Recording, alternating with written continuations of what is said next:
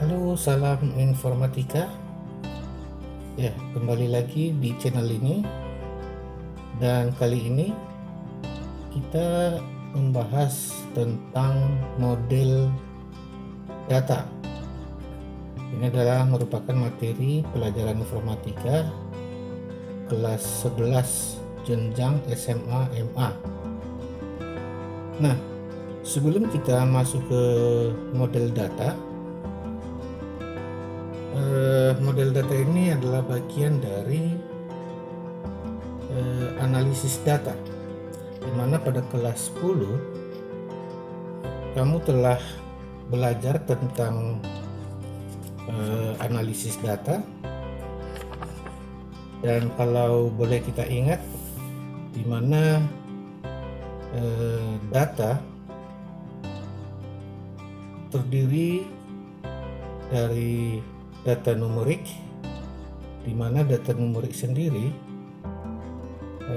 berdasarkan tipenya dibagi menjadi dua, yaitu data diskrit dan data kontinu. Dan data yang kedua adalah data kategorik, dan yang ketiga adalah data ordinal. Nah, kamu juga bisa menonton pembahasan tentang analisis data di kelas 10 pada channel ini. Bisa kamu belajar kembali, mengingat, sehingga dalam mempelajari model data tidak lagi sulit, karena ini adalah bagian dari pengembangan dari analisis data. Oke, sekarang kita ke model data. Menurut definisi model data, bahwa model data itu adalah cara untuk menjelaskan bagaimana pemakaian data dapat melihat secara nyata. Jadi model data berupa sekumpulan konsep-konsep untuk menerangkan data, hubungan-hubungan antara data, dan batasan-batasan data yang terintegrasi di dalam suatu organisasi atau suatu sistem. Nah, itu secara umum definisi dari model data. Nah, model data memiliki jenis-jenis, diantaranya yang pertama adalah model data berbasis objek. Nah, jenis ini memiliki model antara lain yaitu model entity relationship atau sering dikenal dengan ER model atau model ER, kemudian model semantik atau model kata-kata, lalu ada model berorientasi objek. Nah, kedua, model data berdasarkan record. Nah, dalam model data berdasarkan record ini terdiri dari model hierarki dan model jaringan dan model relasional. Nah, kali ini kita membahas tentang model data berbasis objek.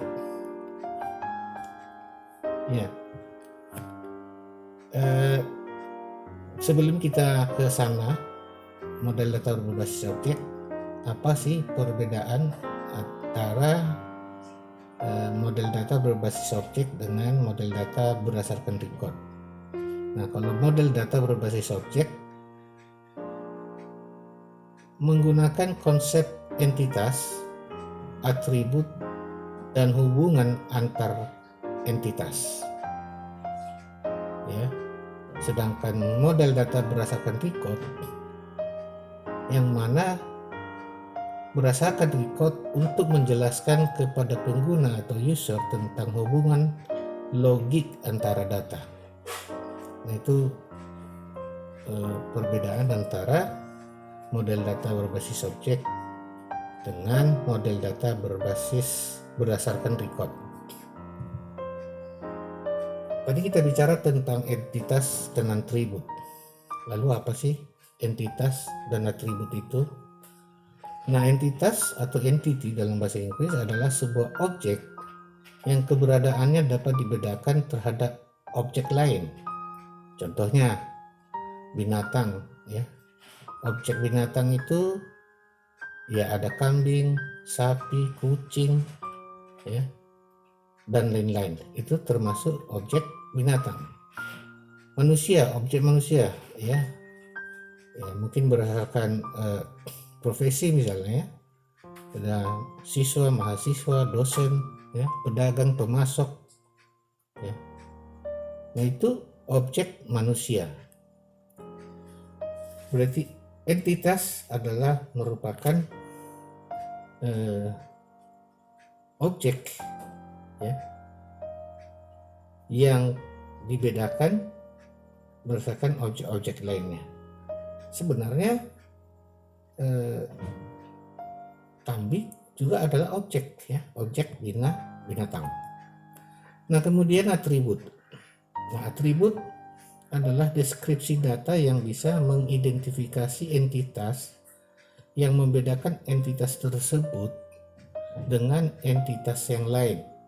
Contohnya, siswa memiliki atribut. Atributnya apa aja? Dan nomor induk siswa, ya, alamat siswa, nama orang tua, tanggal lahir, ya, agama misalnya, jenis kelamin. Itu adalah atribut yang dimiliki oleh entitas yang namanya siswa. Nah, jadi entitasnya adalah siswa, atributnya nomor induk, alamat, nama orang tua, tempat lahir, tanggal lahir, jenis kelamin, agama, dan seterusnya. Nah, itulah tentang entitas dan atribut. Lalu kita masuk ke dalam model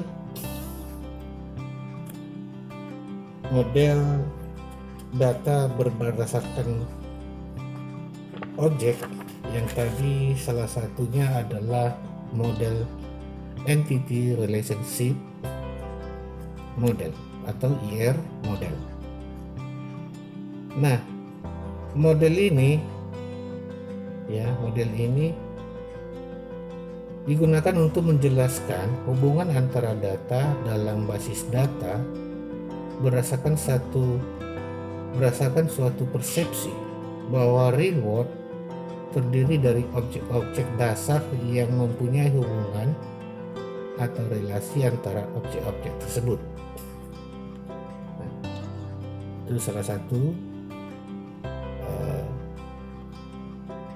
maksud atau definisi dari entity relationship, ya, di mana dalam model IR ini berisi ketentuan atau aturan khusus yang harus dipenuhi oleh isi database-nya. Ya, database itu basis data, ya. Nah, aturan terpenting dalam entity relationship adalah mapping cardinalities, ya, mapping cardinalities, yaitu yang menentukan jumlah entity yang dapat dikaitkan dengan entity lainnya melalui relationship set, ya, melalui relationship set.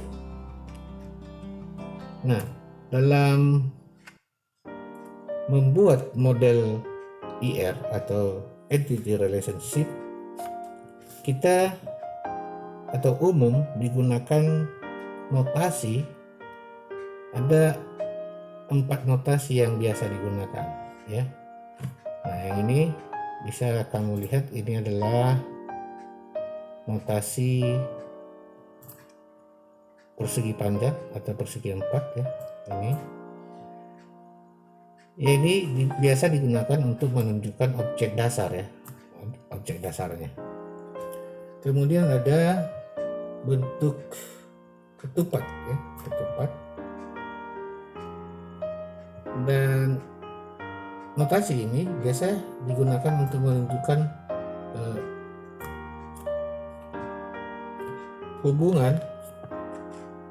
hubungan set entitas dengan set entitas lainnya. Jadi nanti kita akan bahas bagaimana penggunaannya. Selanjutnya model elips atau lingkaran. Nah, ini biasa digunakan untuk menunjukkan atribut dari objek dasar. Ya, atribut dari objek dasarnya apa. Dan garis, line, digunakan untuk menunjukkan adanya relasi antara objek dengan objek lainnya, atau objek dengan atribut, atau objek dengan hubungan yang antara objek dengan objek lainnya. Nah, itu notasinya. Nah, dalam model entity relationship, kardinalitas model IR ini terdiri dari 4 ya. Yang pertama ada one to one ya, one to one. Nah, sebagai contoh misalnya siswa hanya memiliki satu nomor induk siswa atau NIS, karena seorang siswa tidak mungkin memiliki 2 atau lebih nomor induk siswa. Jadi hubungannya ya, ini tadi adalah objeknya, NIS juga objek ya, objek juga, dan ketupat ini merupakan hubungan antara siswa dengan NIS. Jadi one to one. Kemudian one to many ya, atau dari satu ke banyak ya. Siswa ya, memiliki banyak buku ya, memiliki buku banyak. N menandakan banyak, lebih dari satu ya. Jadi hubungannya seorang siswa bisa saja memiliki banyak buku. Kemudian kardinalitas yang ketiga adalah many to one ya. Jadi banyak siswa terdaftar di satu SMA ya. Tidak mungkin siswa terdaftar di banyak SMA, makanya banyak siswa yang terdaftar di satu SMA atau di satu sekolah SMA. Jadi hubungannya adalah terdaftar. Jadi hubungannya ditunjukkan dengan N1, di mana siswa yang banyak siswa terdaftar di satu sekolah SMA. Nah, kardinalitas yang keempat adalah many to many ya, di mana hubungan banyak siswa mendaftar banyak ekstrakurikuler atau disingkat dengan ekskul. Nah, di sini nampak bahwa banyak siswa juga ekskul ya, katakan di sekolah ada beberapa ekskul, lebih dari satu. Nah, jadi banyak juga siswa yang mendaftar banyak ekstrakurikuler. Nah, demikian kardinalitas model entity relationship. Dan selanjutnya adalah contoh dalam membuat diagram atau bagan pemodelan data dengan model entity relationship ini. Nah, coba perhatikan. Di sini terdiri dari 3 objek ya. Yang pertama itu objek siswa, objek guru, dan objek ekstrakurikuler. Ini objek ya. Dari notasi tadi yang kita bahas dari atas, ini menandakan adalah objek. Kemudian ini adalah hubungan. Ini yang bola ketupat ini merupakan hubungan guru dengan ekskul, hubungan siswa dengan ekskul ya. menggambarkan hubungan siswa dengan eskul, bahwa hubungannya mengikuti eskul, siswa mengikuti eskul, guru membimbing eskul. Nah, kalau di dalam lingkaran dia bahwa guru itu memiliki atribut. Atributnya apa? Misalnya nik, nama gurunya apa, jabatannya misalnya, ya. Jabatannya ada lagi, tempat tanggal lahir, tempat tinggal, nomor telepon, itu bisa masuk ke dalam atribut guru, ya. Kemudian begitu juga dengan siswa. Siswa memiliki atribut, pastinya NIS-nya ada, ya, NIS, jenis kelaminnya, nama siswanya, alamatnya, bisa juga nama orang tua, tempat lahir, tanggal lahir, ya, kelas, jurusan. Nah, itu masuk ke dalam atribut siswa, ya, melekat pada siswa. Kemudian eskul juga memiliki atribut, ya, atributnya misalnya ID eskul atau kode eskul misalnya boleh, ya. Nama eskulnya apa, PARI, IT, robotik misalnya, itu nama eskulnya, ya. Jenisnya apa, ya, olahraga misalnya, ya. Nah, itu masuk ke dalam atribut eskulnya yang melekat pada objek eskul. Nah, inilah contoh dari pemodelan atau cara memodelkan data dengan model entity relationship. Nah, selanjutnya dari model data berbasis objek tadi, model lainnya adalah model semantik, ya. Semantik atau model semantik.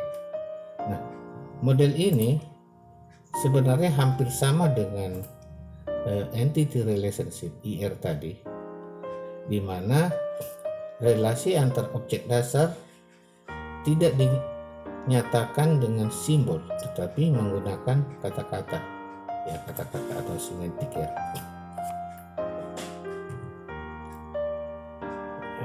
Perbedaannya kalau di entity relationship menggunakan objek, ya, objek-objek dasar. Nah, sementara kalau di semantik itu menggunakan kata-kata untuk menerangkan atribut objeknya, ya, hubungannya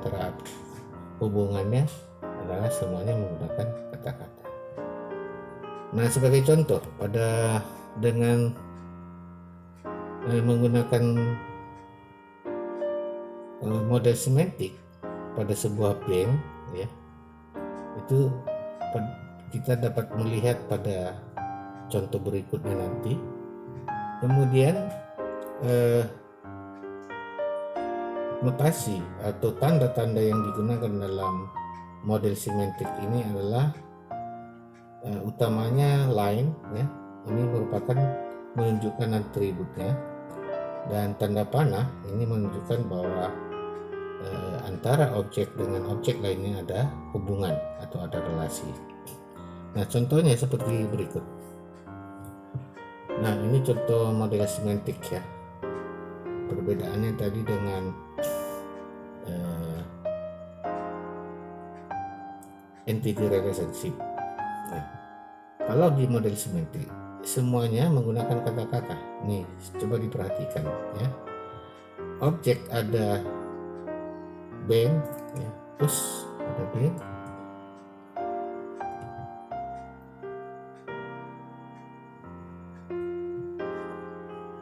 objek ada bank, kemudian tabungan, ada customer, lalu ada nasabah, ya.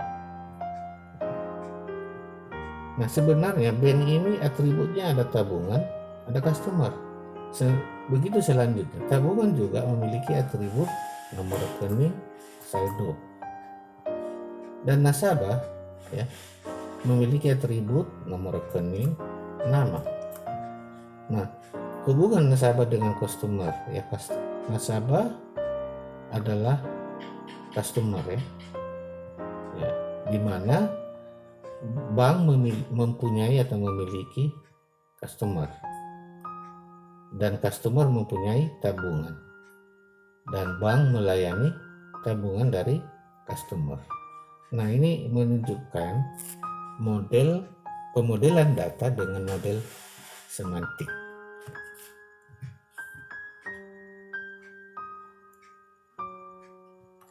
Oke, yang selanjutnya dari model data, dari pemodelan data berdasarkan objek ini adalah yang terakhir adalah model berorientasi objek. Nah, ini berbeda dengan IR atau Entity Relationship dan Semantik. Dalam model berorientasi objek ini, di mana dikenal bahwa sebuah objek digambarkan dengan isi berdasarkan faktanya, ya, berdasarkan fakta atau di dunia nyata. Objek isinya digambarkan berdasarkan dunia fakta. Kemudian sebuah objek itu mencakup informasi tentang relasi antara fakta dengan objek, ya. Dan sebuah objek itu adalah sebuah blok pembentuk dirinya sendiri untuk struktur independen. Jadi antara objek satu dengan objek lain tidak memiliki relasi atau hubungan yang